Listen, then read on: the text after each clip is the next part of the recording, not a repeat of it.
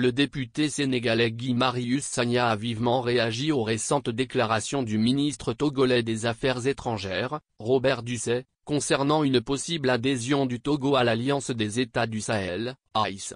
Selon Sagna, cette annonce ne serait qu'un moyen de pression exercé par le chef de l'État togolais Faure Gnassingbé sur ses homologues de la Communauté économique des États de l'Afrique de l'Ouest, CEDEAO. Dans une déclaration faite en début de semaine, Sagna a exprimé son opinion sans détour: le Togo n'exclut pas de rejoindre l'Alliance des États du Sahel, ce n'est pas impossible. Toutefois, pour lui, cette prise de position relève davantage du chantage politique.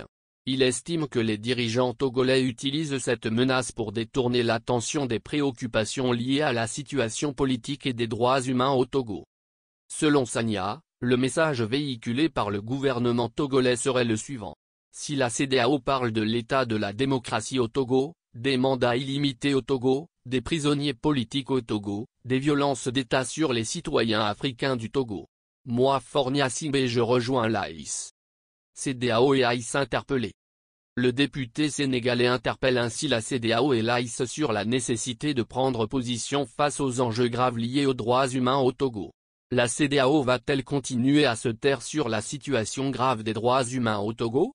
En outre, Sagna appelle à une Afrique de l'Ouest réformée, qui réévalue ses relations avec le reste du monde tout en mettant en place un changement profond dans les rapports entre les gouvernants et les peuples. Une autre Afrique de l'Ouest est possible. Une autre Afrique de l'Ouest est nécessaire, a insisté le député. Guy Marius Sagna, connu pour ses critiques du régime de Lomé, s'était déjà distingué par ses prises de position au sein du Parlement de la CEDEAO. Il a d'ailleurs été victime d'une agression à Lomé en septembre dernier, lors d'une rencontre avec des acteurs politiques et de la société civile togolais. D'autres observateurs partagent ses préoccupations concernant les intentions de Lomé.